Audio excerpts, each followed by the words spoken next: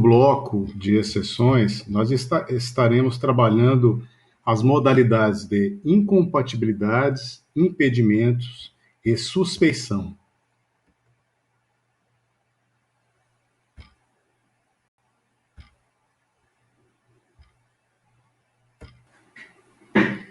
Pois bem, em caráter genérico, que se aplica a todas as formas de exceção que nós acabamos de mencionar, a exceção ela também pode se aplicar, evidentemente, em relação ao membro do Ministério Público e estender aos demais atores processuais.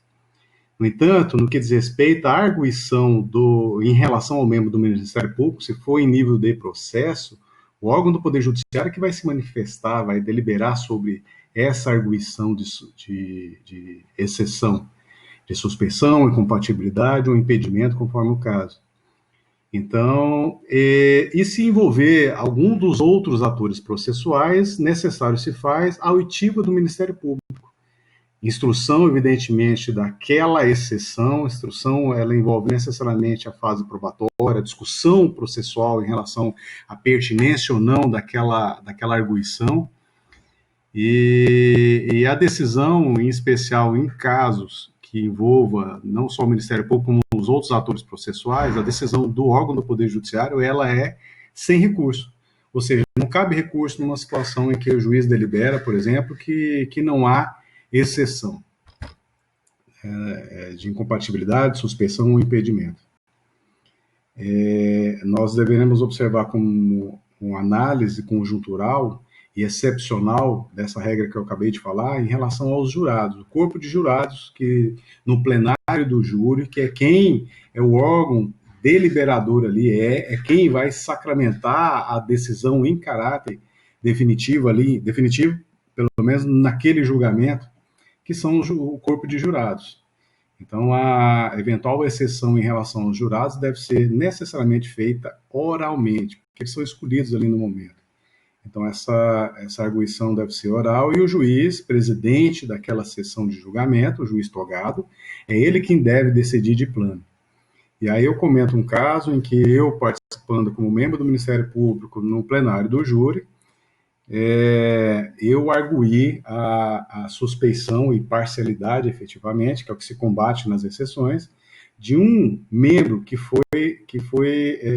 compôs ali o conselho de sentença, que não são só os 7, vou dizer, é um grupo de jurados que, dentre os selecionados, chega-se a 7 os membros, e aí eu arguí na seleção ali dos jurados, aqueles que comporiam o julgamento em si, a suspeição de uma jurada em especial, exatamente pelo fato dela ter vínculo com o caso que estava sendo submetido a júri, exatamente pelo fato de um filho dela ter sido acusado de tentativa de homicídio. Então, numa situação como ela, a juíza, no caso, ela concordou com a minha arguição e aí ela foi afastada ali do julgamento exatamente por essa condição. Então, deve ser feito ali naquele momento. Se causa superveniente, não enseja exceção. Pode ensejar outras modalidades recursais. Por exemplo, a parcialidade do júri dentro de um dos seus membros, isso pode ser discutido em nível de recurso, se for o caso. Mas a exceção em si, ela deve ser levantada exatamente no plenário. E aí é muito difícil, até porque é preciso um levantamento prévio para saber quem é quem que vai compor, não vai compor, que pode compor realmente o colegiado ali que julgará aquele caso concreto. Então, no particular que eu atuei, que eu arguí aí a exceção, eu consegui, pelo fato de ter sido no interior do Estado, eu consegui previamente informações a respeito dos jurados, que eram membros da comunidade local e algumas pessoas sabiam algumas informações, e aí chegou essa informação para mim. Então, exatamente por isso, mas não é muito fácil, não é como acontece nos filmes, né, nos livros. Tem um livro bem interessante que é Júri, em que há uma pesquisa muito aprofundada em relação aos jurados, comportamento dos jurados, a origem dos jurados, a tendência dos jurados. Em nível de Brasil, a situação é um pouco mais complexa, muito mais difícil, mas não quer dizer que não ocorra. Em relação ao delegado ou delegada de polícia, nós observamos exatamente o seguinte: não se poderá opor suspeição às autoridades policiais nos atos do inquérito, mas deverão elas declarar-se suspeita quando ocorrer motivo legal. Aí eu faço a pergunta: e daí? Na realidade, não é e daí, é e aí? E aí, como é que fica uma situação como essa? É o artigo 107 deixa claro essa redação, por isso que está entre aspas, do Código de Processo Penal. Aí a questão é exatamente o seguinte: se o delegado não declarar-se suspeito, como é que fica essa situação? Né? Então ele conduz o inquérito normalmente, porque quando ele reconhece tal, ele deve, como nós já falamos, exatamente o quê? Declarar-se suspeito, impedido, incompatível para atuar naquele determinado caso concreto.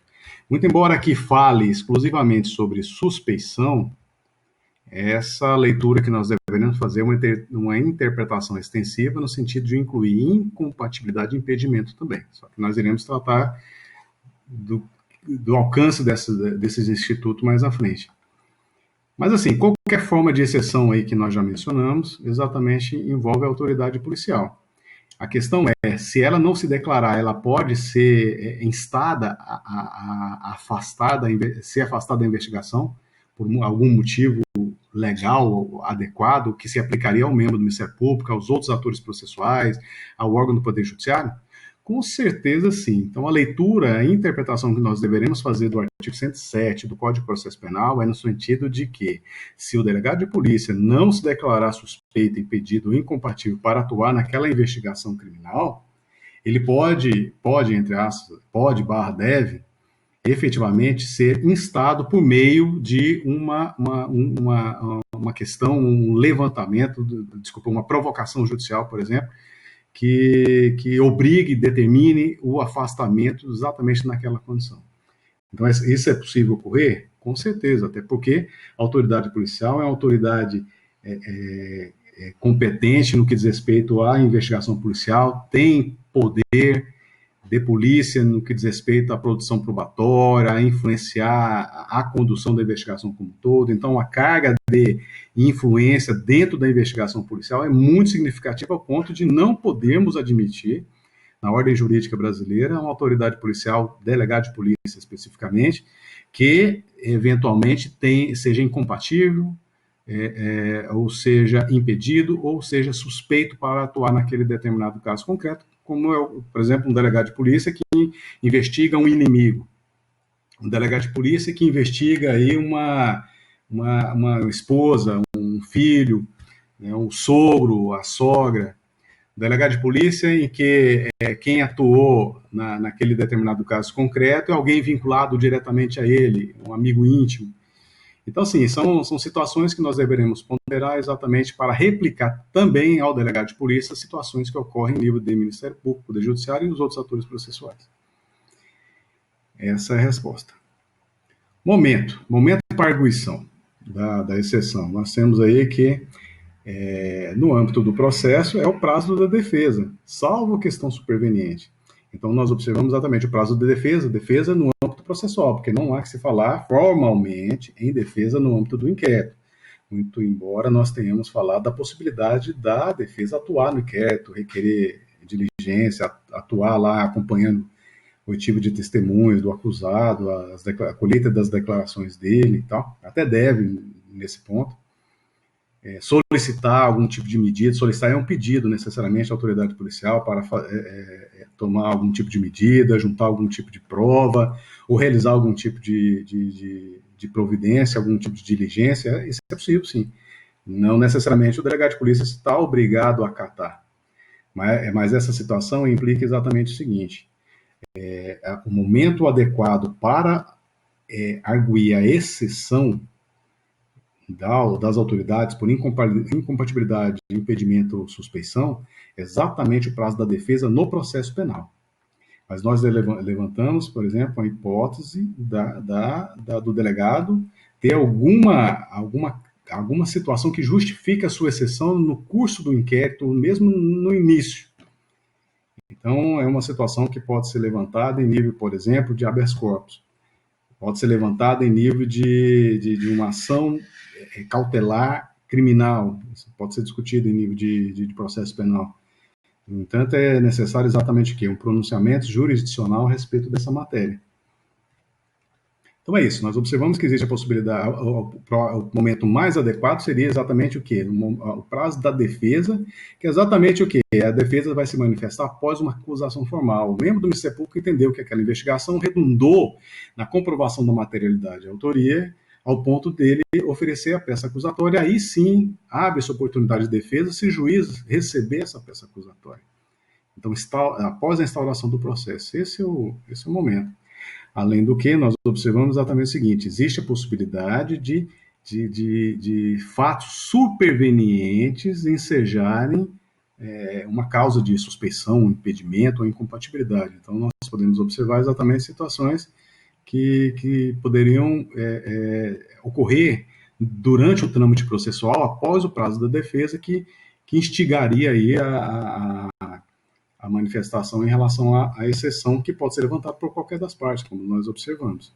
Então, por exemplo, uma situação que, vamos dizer, no curso do processo, se observou que o perito que realizou a perícia técnica no local do crime, o exame de corpo de delito, é um perito que é parente da vítima, ou é parente próximo, por exemplo, é um irmão, ou é filho, ou é sogro, ou é genro, e aí vai, né? Então, o vínculo que nós vamos observar que é um vínculo direto, um vínculo mais próximo aí para justificar exatamente o cabimento da exceção.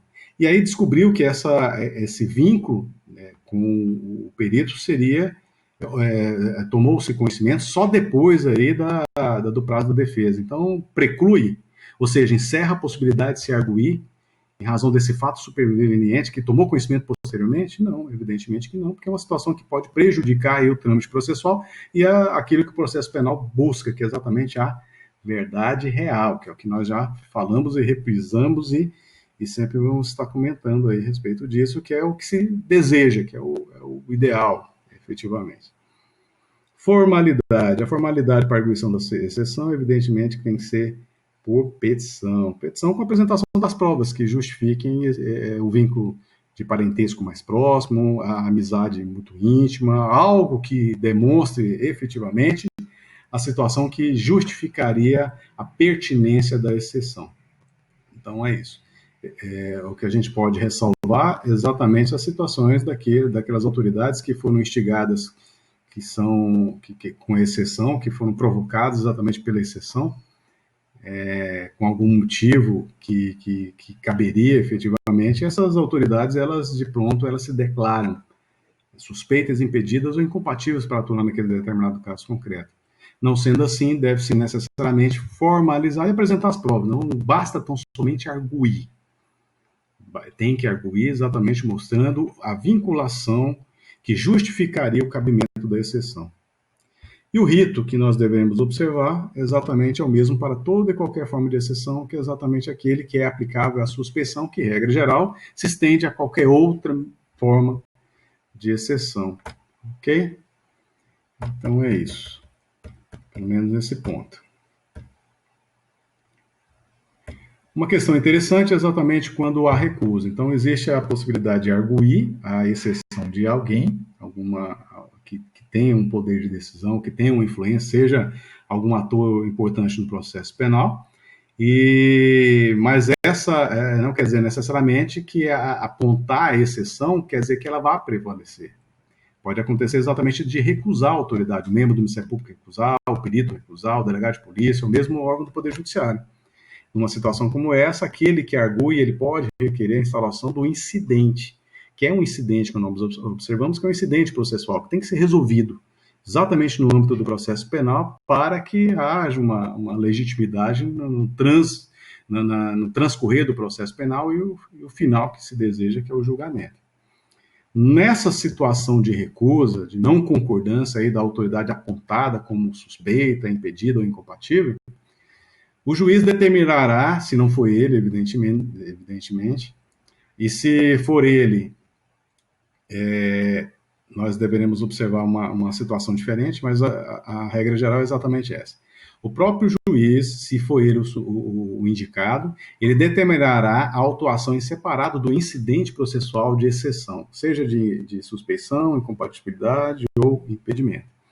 E ele aqui está colocando em destaque, exatamente, poderá suspender o processo principal se a parte contrária concordar com a exceção. Então, uma situação que vai ser levantada, evidentemente, que em razão do contraditório em ampla defesa, a parte contrária ela vai poder se manifestar, poder concordar ou não concordar, e se concordar, o órgão do Poder Judiciário pode suspender o trâmite do processo penal até resolução em definitivo do incidente processual. Nós observamos também que, se for o órgão do Poder Judiciário, ele vai formalizar a sua resposta em até 3 dias, inclusive apresentando provas e rol. Por quê? Porque é uma instrução, efetivamente, em apartado, que deve necessariamente ser julgado. Então, não basta tão somente o mesmo órgão do Poder Judiciário argumentar, né, formalizar ali os seus argumentos. Necessário se faz demonstrar a inexistência daquele vínculo que macularia a sua atuação no processo. Após isso, remeterá em 24 horas à instância competente para julgamento. No caso do juiz, seria a instância de quem? Tribunal de Justiça, Tribunal Regional Federal, Superior Tribunal de Justiça, Supremo Tribunal Federal, conforme o caso, a instância que seria adequada exatamente para o julgamento dos incidentes de exceção, que é um incidente processual. Então, o que nós observamos em situação assim, é exatamente essa a dinâmica. A dinâmica que deve ser observada, o julgamento tem que ser célere, pelo menos é o que se deseja no âmbito do processo penal, mas não necessariamente quer dizer que seja uma realidade. Mas é isso. Se acaso, na instância de quem não for indeferido de plano essa arguição de suspeição, haverá instrução com citação das partes. Esse termo citação eu coloquei entre aspas exatamente por não concordar com esse termo. E nós, quando estudamos sobre atos processuais, nós falamos do que é citação. Citação envolve necessariamente uma acusação formalizada contra alguém que tem a oportunidade de se defender. Então, nesse caso, evidentemente, não seria citação. O mais adequado numa situação como essa seria intimação. Por quê? Porque o órgão julgador da exceção é o órgão julgador que decidiu indeferindo de plano e intimando, que seria a terminologia mais adequada, intimando as partes para se manifestar, evidentemente, apresentarem alegações, serem ouvidas, apresentar, né, o rol de testemunhas para serem ouvidas, e aí há o julgamento em caráter definitivo aí da exceção.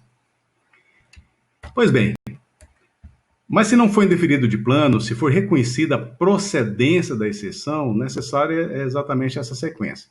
Declarar-se-á a nulidade dos atos praticados e o juiz pagará custas em caso de erro inexcusável. Então, existe possibilidade, em havendo demonstração perfunctória, ou total, ou de modo extremo de dúvidas, ou indiscutível, que o juiz, ele, mesmo sendo cabível ali, exceção, incompatibilidade ou impedimento, ele atuou naquele caso concreto, ele pode pagar custos em relação a essa situação. Não conheço nenhum caso concreto numa situação como essa, mas de repente pode até ter em nível de Brasil. Não reconhecida por meio da decisão do órgão competente, do judiciário competente, pode-se estabelecer multa em relação àquele que arguiu a exceção, evidentemente que comprovada a malícia. Esse termo malícia é um termo que deve ser destacado, tendo ser vista exatamente o quê? Uma intenção clara de provocar um incidente ilegítimo, ilegal, inconstitucional, inadequado, impertinente, que atravanca aí o trâmite processual, que pode ser suspenso, como nós já falamos. Então, é cabível aí, é possível, conforme o caso concreto, se não for demonstrado se for demonstrada a malícia, exatamente o que? Aplicação de multa também. Pois bem, então é isso. Então, agora nós vamos falar propriamente das modalidades de exceção relacionadas à figura das autoridades, necessariamente. Então, um combate que se busca da imparcialidade, na realidade, o combate da imparcialidade, o prestígio o combate à parcialidade e o prestígio da imparcialidade, que deve ter todo julgamento, deve ter todas as autoridades que vão atuar no âmbito do processo penal, seja com ele já instaurado, seja na fase pré-processual. Então, essa questão não tem que deixar bastante clara, bastante transparente na lógica do processamento aí de matérias envolvendo a prática de infração penal. Pois bem, a primeira delas que nós deveremos abordar é a incompatibilidade. Aí eu trago a Lei 8.906 de 1994, que é o Estatuto da OAB. No seu artigo 27, estabelece que a incompatibilidade determina a proibição total e o impedimento, a proibição parcial, desculpa. A incompatibilidade determina a proibição total e o impedimento, a proibição parcial do exercício da advocacia. Então, nós observamos que, no que diz respeito à incompatibilidade, é algo muito grave.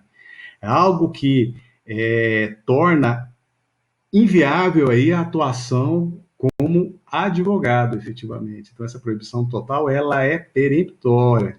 Nós observamos, por exemplo, o órgão do Poder Judiciário, membros do Ministério Público, os policiais em geral, não são incompatíveis com o exercício da advocacia. Essa é uma situação, uma deliberação, um posicionamento formal da lei, evidentemente, com rol ali de atividades que são totalmente proibidas, são incompatíveis. Então, nós observamos que a incompatibilidade, pegando emprestado esse termo do Estatuto da OAB para ser aplicado no processo penal, exatamente pelo fato do processo penal não explicar o que é incompatibilidade, nós entendemos que é algo muito grave, que inviabiliza a atuação de pronto de qualquer dos atores processuais.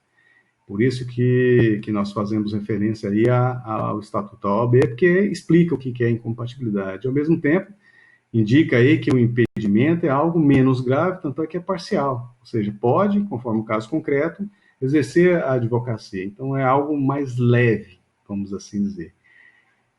E é isso, vamos discutir mais à frente algumas implicações em relação a esse termo e aos outros termos. A incompatibilidade, então, já entrando na seara do processo penal, já buscando a sua incidência, é exatamente aquele caso que envolve a impossibilidade de conciliação, ou seja, é um tipo de atuação, é um tipo de vinculação à atuação do ator processual que torna ele inconciliável com a causa na qual ele está efetivamente atuando. Então, o que nós observamos exatamente, mais propriamente no Código de Processo Penal, é a existência dos termos impedimento e suspeição. Então, existe divergência se a incompatibilidade é uma forma de suspeição ou é uma forma de impedimento. É exatamente pelo fato do Código de Processo Penal, no artigo 112, estabelecer aí que, por exemplo, nós observamos que no capítulo 3º trata das incompatibilidades e impedimentos. E a redação, que é um único artigo, que é o artigo 112 do Código de Processo Penal, ele trata exatamente como se fossem sinônimos, a incompatibilidade ou impedimento com a conjunção alternativa ou. Então, ali fala na redação, entre aspas, a incompatibilidade ou impedimento poderá ser arguído pelas partes. Aí segue a redação. Então, nós observamos, independente de ser ou suspeição ou impedimento, a incompatibilidade é algo que macula a atuação daquele ator processual. É exatamente isso. Independente de uma coisa ou outra, o resultado é o mesmo, que é exatamente o que é. Se for procedente, é afastar-se da investigação, afastar-se do processo, é de não atuar efetivamente naquele caso concreto em razão de algum vínculo muito forte. Então, é isso, a incompatibilidade deve ser feita essa leitura nela, seja suspeição, seja impedimento, conforme o entendimento que se aplique. Aí nós temos uma notícia sobre o seguinte, juiz não vê impedimento e ex-secretário de Fazenda, Carlos Dobbs, volta às suas funções. Então, é uma situação falando do impedimento aí. Foi arguído, evidentemente, do impedimento, e aí foi esse o objeto da notícia. Pois bem, nós falamos de incompatibilidade, agora nós vamos falar de impedimento. Aí, no caso do impedimento, nós temos a previsão textual no artigo 252 do Código de Processo Penal, muito embora no artigo 112 também fale sobre essa terminologia. Então, nós observamos que o impedimento, no caso do impedimento, envolve vínculos objetivos do juiz, e aqui a gente pode fazer a leitura também para aplicar aos demais atores processuais, com o processo. Então, no caso do juiz, efetivamente com o processo, no caso do delegado de polícia, com a investigação policial, no caso do Ministério Público, pode ser com a investigação policial, se ele atuou, com a investigação do Ministério Público, nós já falamos também que o Ministério Público pode desenvolver investigação criminal, em alguns casos. Mas é isso, tem que ter um vínculo objetivo, não subjetivo. Então, aqui está deixando bem claro essa particularidade do impedimento. Então, aqui envolve exatamente o quê? Independente do ânimo subjetivo do agente. Então, o impedimento é algo que deve ser analisado objetivamente. Gera a inexistência do ato processual, tamanha sua gravidade. Eu acho que o impedimento está mais próximo realmente da incompatibilidade ali, que nós já comentamos. Hipóteses de impedimento, nós temos o agente tenha, ou o juiz, ou o membro do Ministério Público e tal, tenha funcionado ou atuado em processo em que, ou melhor, tenha funcionado ou mesmo atuado naquele caso concreto que o juiz, por exemplo, está presidindo, o seu cônjuge, parente, consanguíneo ou afim, linha reta ou na linha colateral até o terceiro grau. Seja defensor, advogado, membro do Ministério Público, delegado, auxiliar da Justiça ou perito. São situações peremptórias que implicam aí na figura do impedimento do juiz atuar naquele caso concreto. A outra hipótese, exatamente, houver exercido essas funções ou testemunha exatamente no processo que ele vai estar julgando. Ter funcionado como juiz de outra instância, pronunciando-se de fato de direito. Por exemplo, o juiz que atuou no primeiro grau, condenou, atuou na instrução processual, ou deferiu alguma medida cautelar diversa da prisão, ou mesmo a prisão preventiva, conforme o caso, a busca e apreensão, algum tipo de medida aí em nível de juízo de primeiro grau. E aí ele foi promovido para a instância ad quem? Para o Tribunal de Justiça, Tribunal Regional Federal, Superior Tribunal de Justiça, e aí chega esse mesmo caso lá para ser apreciado e ele vai atuar no órgão colegiado que vai julgar. Então, nessa situação, ele é impedido.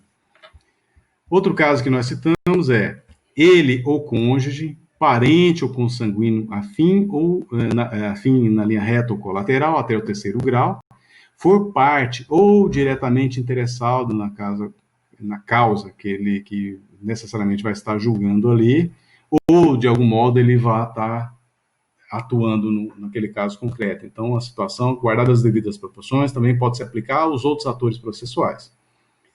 Nos juízos coletivos, a observação que se faz é que não poderão servir no mesmo processo parentes consanguíneos afins ou afins até o terceiro grau. Isso é uma medida peremptória para evitar exatamente questionamentos relacionados à figura do impedimento, que é uma forma de exceção.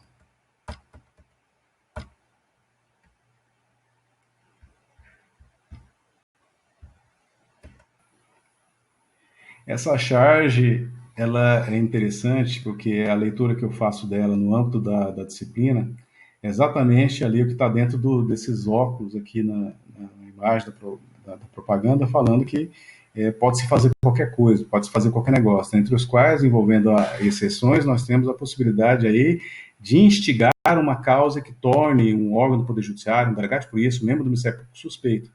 É uma notícia falsa, uma notícia leviana, uma notícia forjada, algo que seja provocado efetivamente para dar causa ali a uma possível exceção. E aí nós temos uma solução para a questão como essa que nós iremos ver mais à frente. Mas aí é interessante nós observarmos que existe toda uma questão legítima que poderia autorizar a pertinência da exceção, mas nós observamos também situações alheias de cunho intencional aí que provocam situações que teoricamente seria exceção, mas na realidade pode ser provocado em determinados casos concretos, exatamente com a perspectiva de estar afastando o acusado, o órgão de acusação, o juiz daquela causa, o delegado, etc. Pois bem, nós falamos de incompatibilidade, impedimento, agora vamos entrar em suspeição. Suspeição, ao contrário de impedimento, ela envolve o elemento subjetivo do juiz e das partes, geralmente decorrente de causas externas ao processo.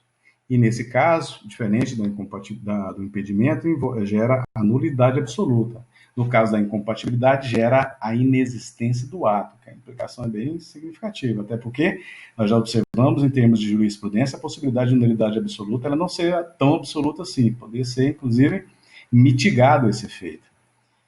Então, o rigor do impedimento é muito maior.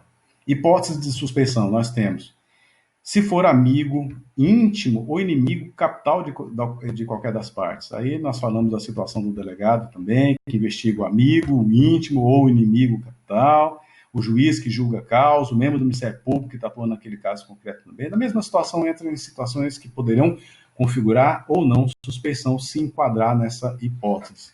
Como também ele, seu cônjuge, ascendente ou descendente, estiver respondendo a processo por fato análogo. Então, são situações essas que justificam aí a exceção. E aí, aquele caso concreto que eu falei, que eu participei do júri, exatamente enquadraria numa situação como essa, pelo fato da jurada ali, que poderia ser escolhida, ela ter tido um parente próximo, ali, um filho, que foi processado ali por tentativa de homicídio, ou seja, fato análogo que era objeto do julgamento naquele caso concreto. Ele, cônjuge ou parente, consanguíneo ou afim, até terceiro grau, sustentar demanda ou responder a processo a ser julgado por qualquer das partes. Então, uma situação que afasta. No caso do parente até terceiro grau, não entra, por exemplo, aí o primo, né, é uma situação aí de cunho peremptório, não há que se ampliar esse rol, exatamente pelo fato dele ser direto, de ser pontual aí da norma. É interessante só retornar aqui a esse ponto aqui, do que fala de estiver respondendo a processo por fato análogo, aqui já limita ao cônjuge, ascendente ou descendente. Aqui, nesse ponto, respondendo a fato análogo, não envolve os parentes consanguíneos ou afins até o terceiro grau. É uma situação bastante interessante de se destacar, porque se é um parente até o terceiro grau que está respondendo por fato análogo, a autoridade, o ator processual, a autoridade que vai atuar no processo, na fase pré-processual, como é o caso do delegado, ou mesmo perito, eles poderão atuar sem maiores gravantes. Agora, se envolver o cônjuge, ascendente ou descendente, respondendo a processo por fato análogo, não. Uma outra observação que eu falo é exatamente porque a norma está dizendo claramente processo. Então, a peça acusatória ela tem que ser recebida. E esse processo que está aí é o processo criminal, necessariamente. Então, nós observamos que criminal por fato análogo. Então, por exemplo, responde por furto, ou responde o crime do processo principal é furto qualificado, e o parente, o ascendente ou descendente aí esteja respondendo por furto simples, do caput, ou vice-versa. Então, uma situação aí, fato análogo, aí pode se enquadrar numa situação como essa. Tem que ser necessariamente processo, porque se for inquérito, respondendo a inquérito, já não entra nessa ressalva. Então, nós não poderíamos fazer uma leitura com essa interpretação, muito embora possa ser permitido, exatamente. Ou seja, se há um vínculo de uma pessoa que responde ao inquérito e uma possibilidade desse inquérito virar processo, aí instigaria a suspeição posteriormente, por que não se pode antecipar? Pode ser arguído isso? É evidente que pode, então, dependendo do caso concreto, isso pode ser sopesado e levado em consideração. Exatamente pelo fato de nós considerarmos aqui que a nulidade gerada nos casos de suspeição ser absoluta e nós comentarmos exatamente que, mesmo sendo absoluta, existe possibilidade de mitigação dos efeitos e a própria norma não estabelece que a fase policial não se admite, mas por uma interpretação extensiva pode se justificar. Mas se for recebida a peça acusatória, naquele caso, aí já passa a ser suspeito, agora não é suspeito. É isso que a norma está dizendo realmente. Pode se arguir uma situação como essa? É óbvio que pode. Inclusive, a autoridade apontada que seria suspeita naquele caso concreto, ele pode se declarar de ofício. Seria uma solução mais coerente com a dinâmica do processo penal, no meu ponto de vista. Nessa outra notícia, nós observamos, isto é, acho inaceitável a suspeição do Moro, diz promotor José Carlos Blatt. Então, aí, suspeição é uma forma de exceção, como nós observamos.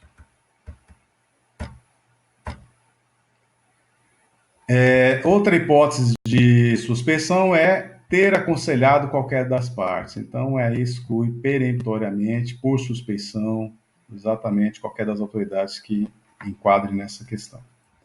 Outro ponto que nós podemos observar é exatamente ser credor, devedor, tutor ou curador de qualquer das partes. For sócio, acionista ou administrador de sociedade interessada no processo. Então, são situações essas elencadas no caso concreto que pode necessariamente afastar aquela autoridade apontada por exceção em razão da configuração da suspeição. Essa que é a questão. A observação aplicável a essa temática é exatamente que não será reconhecida quando a parte dar causa, torpeza, por injúria ou qualquer outro motivo. E nós mencionamos aquela charge anteriormente, exatamente para justificar isso. Então, é considerado como motivo torpe, no âmbito da suspeição, dar causa, dar motivo exatamente para uma situação que configuraria exceção por suspeição. Então, numa situação como essa, o órgão apontado ele não é obrigado a reconhecer, e no julgamento da exceção, evidentemente que o órgão que vai decidir, o órgão do Poder Judiciário que vai decidir aquela situação, ele vai ter que levar em consideração a impertinência da acusação de exceção. E aí, como nós observamos, pode configurar malícia, e essa malícia pode gerar necessariamente, não deve gerar multa. A outra situação que deve ser destacada em relação à suspeição é que sua arguição precederá a qualquer outra, salvo um motivo superveniente. Então, exatamente pelo fato de exigir aí um julgamento mais célere em relação a causa concreta. Essa outra charge também é interessante, nós observamos aí, impedidos em razão de foro íntimo. E aí nós vamos tratar dessa terminologia que nós falamos em outro momento. Essa charge é bem interessante para destacar essa particularidade, quer dizer, muitos processos com foro íntimo, e aí o que está em análise é exatamente aquele que de algum modo poderia ter algum vínculo que justificasse aí a suspeição, que numa situação como essa, exatamente o foro íntimo já lembra aspecto subjetivo, o que lembra necessariamente a possibilidade de suspeição, o que é diferente de impedimento, que já traduz uma regra de objetividade, como nós já apontamos.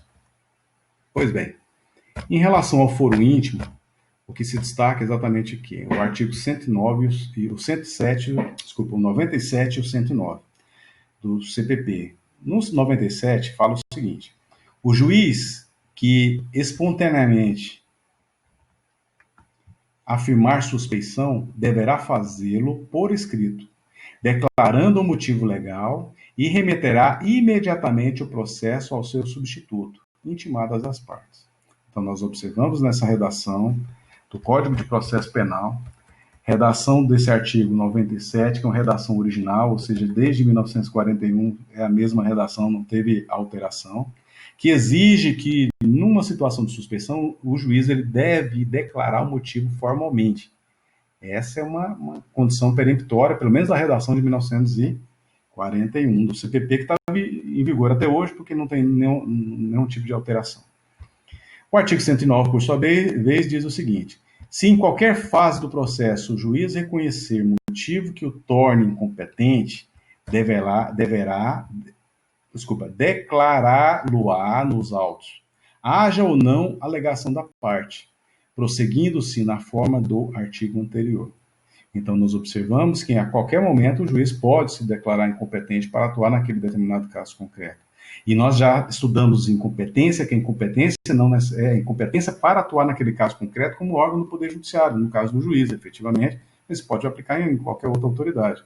Mas essa situação, ela não quer dizer incompetência para julgar, incompetência para atuar, né, em determinada, ser um profissional incompetente que não consegue atuar de acordo com o que a legislação determina, por questões pessoais, por questões alheias aí à atuação profissional, nada disso. Essa incompetência é para atuar no caso concreto como órgão do Poder Judiciário, efetivamente. Então, se ele reconhecer alguma situação que o torne incompetente para atuar naquele caso concreto, ele deve também, olha, esse dispositivo coloca que deve ser formalizado, declará-lo-á nos autos, haja na alegação da parte, ou seja, ele pode fazer isso de ofício. Prosseguindo-se na forma do artigo anterior, que aí já é o tratamento relacionado aí à forma de análise e julgamento do incidente processual de exceção de suspeição. Aí a questão é, então, o juiz deve formalizar o motivo? Então, nós observamos exatamente dois dispositivos aplicáveis aí, a possibilidade de foro íntimo, muito embora não descreva expressamente foro íntimo, mas aí fica a questão, exatamente, esse aqui determina, então nós observamos exatamente o que? Se está na norma processual, que é uma lei federal, ele deve ser necessariamente cumprido. No entanto, existem algumas particularidades que nós deveremos levar em consideração, que serão explicadas no próximo slide, que é exatamente essa. Ação direta de inconstitucionalidade 4.260, em que 3 associações de magistrados, a Associação dos Magistrados Brasileiros, a JUF e a ANAMATRA, se contrapuseram em relação à resolução número 82 de 2009 do Conselho Nacional de Justiça. Resolução essa que obrigava os juízes a informarem reservadamente as razões de foro íntimo. Então, nós observamos que aqui essa resolução ela está de acordo com aqueles dispositivos que nós mencionamos no slide anterior. No entanto, não é a melhor lógica desse instituto, de acordo com o que é aplicado hoje em dia, que é exatamente o quê? O novo Código de Processo Civil, no seu artigo 145, parágrafo 1º. Aí você poderia questionar exatamente assim, espera lá, nós estamos tratando de processo penal. Por que o Código de Processo Civil? Exatamente, uma coisa está vinculada à outra. A supressão das lacunas diretas da lei federal, que é o Código de Processo Penal, poderão ser supridas imediatamente ou diretamente naquilo que não for incompatível com o Código de Processo Civil, e nós já estudamos sobre isso lá nos primeiros momentos aí da disciplina. Então, é por isso exatamente que esse dispositivo se aplica e se replica efetivamente no âmbito do processo penal. E ele diz exatamente que poderá o juiz declarar-se suspeito por motivo de foro íntimo, sem necessidade de declarar suas razões. Então, nós observamos que o legislador, no âmbito do Código de Processo Civil, que é a Lei 3.105 de 2015, estabeleceu formalmente exatamente essa terminologia de foro íntimo e a não necessidade aí de fundamentar suas convicções quando o órgão do Poder Judiciário entender que se enquadra nessa hipótese de suspeição. Então, numa situação como essa, exatamente vinculou, e o julgado aí da ação direta de inconstitucionalidade, ele levou exatamente em consideração essa situação para desobrigar a fundamentação nos casos de foro íntimo. Então, aquela redação que nós estudamos do Código de Processo Penal, ela deve ser reinterpretada de acordo com a Constituição, de acordo com a legislação processual civil aí destacada. Pois bem, não bastasse isso, nós temos, no âmbito do Superior Tribunal de Justiça, o recurso em habeas corpus 93.065 de São Paulo, de abril de 2018. E lá diz o seguinte: a suspeição por causa superveniente não opera retroativamente. Vale dizer, não importa em nulidade os atos processuais anteriores. Ao receber a defesa escrita do acusado, na qual constou a questão como preliminar, o douto juiz de primeiro grau declarou a suspeição, justificada em motivo novo e de foro íntimo, esclarecendo ter sido atingido em sua honra pelas afirmações apresentadas na referida peça. Que interpretação nós podemos observar numa situação como essa? Exatamente, primeiro, que nesse julgado fala da não nulidade dos atos processuais anteriores ao momento que o juiz levantou a hipótese de suspeição por foro íntimo. A segunda situação é exatamente o quê? A lei, ela possibilita, e o julgado aí da ADI 4.260 possibilita a não fundamentar as convicções quando é caso de foro íntimo. Então, ele declara nos autos exatamente o quê? Declaro-me suspeito por motivo de foro íntimo, ponto, sem qualquer tipo de fundamentação para justificar aquele foro íntimo. É uma convicção pessoal subjetiva do órgão do Poder Judiciário ou de qualquer outra autoridade que também pode se valer da mesma regra. No entanto, não impede, por exemplo, aquele órgão do Poder Judiciário, ou o membro do Ministério Público, ou uma autoridade que queira manifestar em determinado caso concreto, que ele justifique. Então, o órgão do Poder Judiciário pode exatamente, como foi o caso concreto aqui, ele justificar o porquê ele se declarou suspeito por foro íntimo. Exatamente aqui, colocando que ter sido atingido em sua honra pelas afirmações apresentadas na referida peça. Então, deve ter sido uma situação muito gravosa, que fez com que ele se sentiu subjetivamente influenciado ao ponto de poder ser alegada posteriormente uma eventual parcialidade no julgamento. E ele achou por bem declarar motivo de foro íntimo, mas não era necessário. Então, a questão é exatamente a seguinte, que deve ser interpretada em relação ao foro íntimo.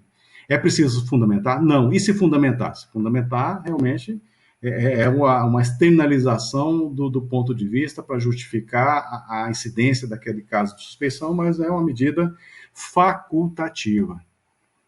Ok? Nessa outra notícia aí de 2020, nós observamos exatamente o quê? Em nova derrota jurídica de Crivella, TRE arquiva pedido de suspeição contra desembargador eleitoral. Então, nós observamos que esse instituto da exceção, seja da incompatibilidade, seja da suspeição, seja do impedimento, que é mais comum nós observarmos no âmbito do processo penal, impedimento e suspeição, ou seja, impedimento seria uma situação mais grave, similar aí à incompatibilidade, e a suspeição é uma situação menos grave. A incompatibilidade e impedimento geraria aí a inexistência do ato, enquanto que a suspeição geraria a nulidade absoluta, e a suspeição envolve questão subjetiva, enquanto que o impedimento e a incompatibilidade envolve questão objetiva. Então, está permeado em várias notícias, vários julgados, situações como essa. Nós temos esse outro julgado do Superior Tribunal de Justiça, do ano de 2017, que diz exatamente o seguinte, que eu achei bastante pertinente em relação a essa matéria. A suspeição por foro íntimo, assim declarada em decorrência de causa superveniente à instauração do processo, não importa na nulidade dos atos processuais anteriores a esse ato. Então, nós observamos que enquanto há incompatibilidade, enquanto que o impedimento gera nulidade dos atos anteriores, a suspeição não. Pois bem, a orientação de que a decretação de nulidade processual na esteira do artigo 563 do Código de Processo Penal, absoluta ou relativa, depende da demonstração do efetivo prejuízo para a acusação ou para a defesa. Desculpa, a leitura foi horrível. Vou repetir. A orientação de que a decretação de nulidade processual na esteira do artigo 563 do Código de Processo Penal, absoluta ou relativa, depende da demonstração do efetivo prejuízo para a acusação ou para a defesa. Aplicação na esfera processual do princípio do pas de nullité sans griffe. Desse ônus, não se desincumbiu a recorrente, que se limitou a afirmar que os atos seriam absolutamente nulos. Então, nós observamos nesse destaque, tá, nesse slide, efetivamente, desse julgado, a configuração da relatividade da nulidade absoluta em relação à suspeição. Então, a consequência que nós observamos é exatamente o que? A necessidade da demonstração de prejuízo. Exatamente, um dos princípios aplicáveis à nulidade, que está na previsão do Processo Penal 2, e então não haveria que se alegar nulidade numa situação como essa, se não há efetivamente o prejuízo. Demonstrando o prejuízo necessário, se faz a declaração de nulidade por suspeição, conforme o caso. Então tem que ser analisado caso a caso aí para se justificar ou não a incidência desse instituto. Ok? E aí nós finalizamos esse bloco, vamos entrar no próximo.